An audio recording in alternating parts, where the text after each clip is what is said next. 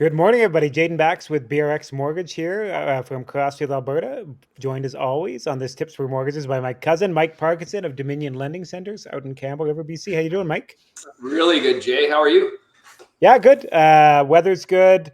Rate updates that we're getting from our lenders are coming in positively. A lot of positive things going on lately. I can't really complain. Same. Yeah, it's actually nice to see. You remember this time a year ago, things were a lot different, right? They're talking about God, rates are going to continue to go up, and they kept going up further than we ever thought. I'm just surprised that they even got to where Yeah. they got to, right? So let's talk a little bit about rates, and let's talk about what happened last week with the Bank of Canada because we're a little bit behind here. We just couldn't get together, the two of us, both got busy and doing different things. So what happened last Wednesday with the Bank of Canada? Yeah, that's our I think our fourth pause in a row now Yeah, when they made the right decision, right? And so that's a big pause. Historically, when we see these, and we've talked about these quite often, that kind of that boom and bust cycle of rates, and when they skyrocket up, they tend to come back down within that kind of 18-month period. Well, historically, when that happens, these rapid rate hikes are followed by four rate pause decisions. And generally speaking, it's either the fifth or the sixth, but generally speaking, it's been the fifth decision where they start to go down, right? So, there was some data that scared the market a little bit in terms of a little, the CPI was a little bit higher than they thought it was going to be. These jobs reports that we talk about that aren't kind of indicative of actually what's happening in the economy came in a right. little bit high, all these kinds of things, right? So but yeah, we got our fourth in a row for a pause. I've been betting for a little while on a March lowering of rates. What do you think, Mike? Yeah, I think the predictions are between kind of spring and summer. There's a lot of people in the camp that they're going to hold longer till the summertime, and like there's so many predictions. The narrative out there that they want you to follow is that they don't think rates are going to start being cut maybe till halfway through the year and just cut a few times this year. But I'm with you, Jay. I think it's going to be more than that. I think it's going to be I'd be surprised if it took till summer to start, and then obviously they'll start with some 25 basis point cut, and then see what happens. But honestly, if you think about it, if you only cut 25 basis points, even 50 basis points, rates are still high, right? Like Bank of Canada's rates are still really high. It's not like that's going to stimulate anything. Yeah. If they start cranking rates down really quick, then there's a real problem, with the economy moving forward, and that could very well be the case, right? If you look at the indicators moving forward, all the leading indicators, it's just nothing's very positive. So we'll see. We'll see. I think spring is kind of my guess with you. I'd say March or May. Is it May? That's I think it's the end of April, beginning of March and end of April. April. Yeah. Yeah. So Yeah. those are my choices. Yeah, for sure. And you know what? I think it's going to be a 0.25% lowering. And the interesting thing is this is what they did on the way up, right? Like they did that quarter point when they already knew that things were kind of getting bad. Um, Quarter point, like you said, isn't going to do anything. And so my prediction is that quarter point is going to come in and not hit the economy in any way whatsoever. And like you say, something is going to be happening. There's a couple of different scenarios here, right? They could do it kind of a quarter point at a time over the next couple of years. If they did it that way, you're looking at kind of 4% down over a 2-year period. And that means they're just kind of getting back to where we were before into kind of normal interest rates and just slowly going down. And if something like that were to happen, it would mean that we did have the soft landing that we were Soft talking landing. about. Yeah, they're likely not seeing any kind of impact on the housing market in a major way, because I think that you talked about that. You're having a lot of discussions with your clients of, well, if these rates come down and the house prices are going to go flying up again, and then I can't get into a house anyway. But under that scenario, really, like that kind of slow drawdown back to where we were, I don't really see a huge impact on the housing market. The other side of the coin is we could see that quarter point, and then they follow the way that they went up. We all of a sudden, okay, the next one is zero point 0.5, then 0.75, and then a full point down at their decisions. And do you think that's going to stimulate the housing market in a way that makes maybe housing unaccessible again? Well, Jay, it's interesting because if you look back in history, let's like we've had low rates for what the last 10, 15 years, right? So before COVID, let's look at before COVID. What was housing like? Was it this expensive? No. No, absolutely not. No. How much did housing go up in the last 3 years? A lot out here in BC. So more than normal, right? So if you look at we had those low rates, really low rates for a long period of time, where housing, yeah, it slowly went up like it should, but it wasn't ridiculous like it is now. So I guess I kind of just look back on history and see the patterns, and I think we're starting another pattern here. And if interest rates fall and housing stays high or goes up even further out here, it's still unaffordable for most people. Yeah. You got to qualify. You got rules to follow when you're getting a mortgage. It's really challenging today because interest rates are so high, like it's the highest they've been in 25 years, or obviously they were in the last 4 or 5 months.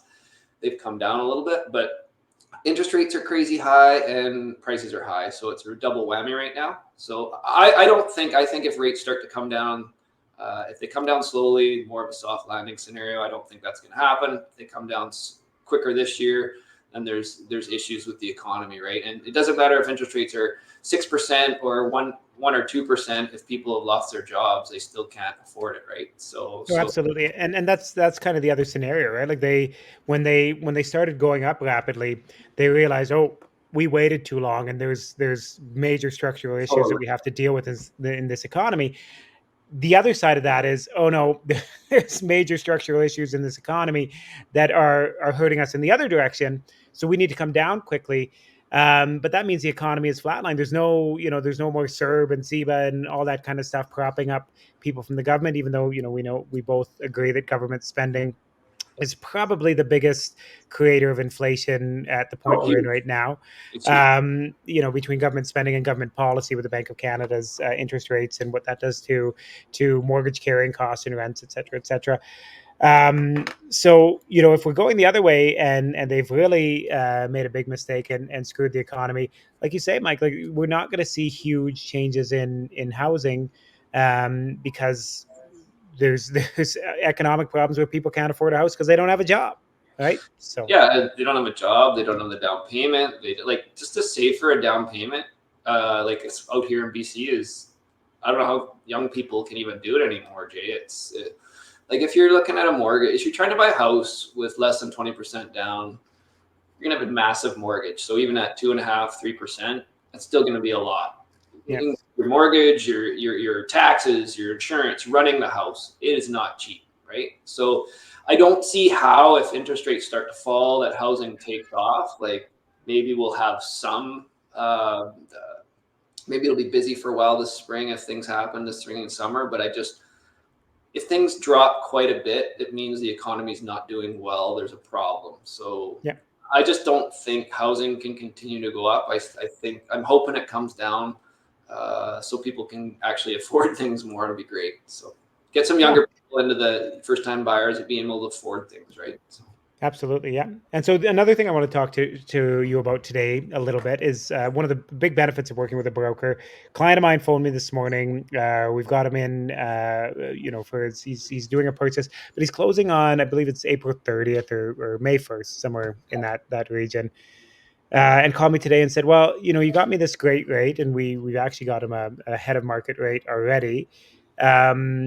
But like, how long is that available for?" And I said, "Well, 120 days, and this, that, and the other."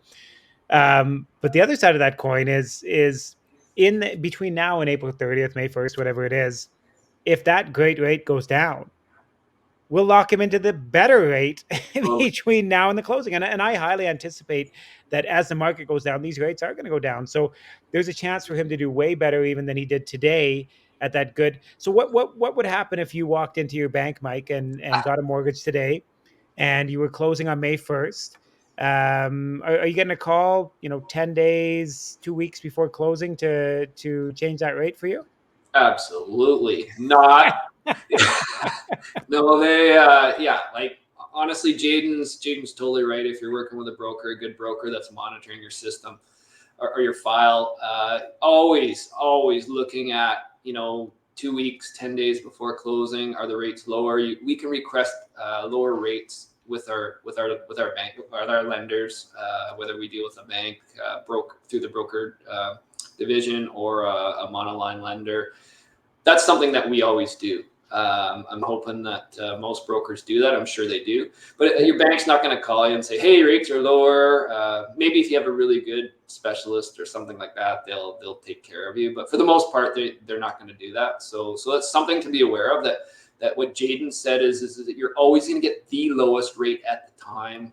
You'll never pay higher if you close within that 120-day window, but there's a good chance you'll pay lower, especially if rates continue to fall. Yeah, in this environment, I would say now it's more important than ever to be working with a broker, and then even like that. That's not only for a purchase. If you're coming up for renewal, lock that rate in. If you want to be in a fixed rate, lock that rate in now, and we have and do that 120 days out, because we can lock you in 120 days out. Lock it in 120 days out from your closing.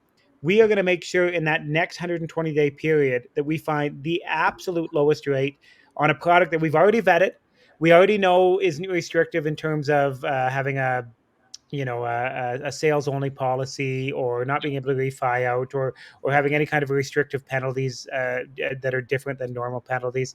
We've already got the best product on the market for you in that 120-day window. We haven't stopped working just because we've got that file complete for you, right, Mike? Like there's that 120-day window to make sure that not only do you have the best product, but you have the best rate that's offered with that product. Exactly, with the best lender that for your situation, right? And that's Yeah. the biggest thing. And honestly, Jay, rate is not always the best when it comes to getting a mortgage. Like, it's very important, don't get me wrong, but I've got clients that are up for renewal, and honestly, the rate I'm getting them is a little bit higher than what their lender's offering, because they want to add a secured line of credit. They want to have flexibility. They understand this, and they understand that this is what they need for their family financially moving forward for what they want to do. They want to do some rentals coming up. They want to maybe buy a rental property down the road. So they're setting themselves up now. So the biggest thing is talking to a broker that can explain all these differences and follow your financial plan. Maybe come up with an idea that's ask questions. It's like, well, where are you going to be in the next 3 to 5 years? What are your plans? Are you planning on moving? Do you want to buy a revenue property? Let's get you set up now.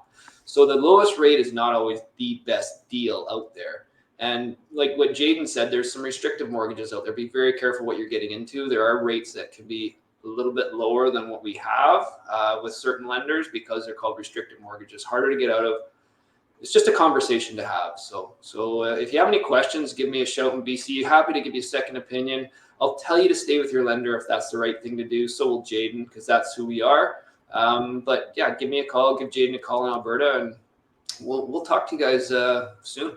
We look forward to chatting with you again next week, and call us anytime. Okay. Have a great week, guys. See you guys. Have a good one, Jay.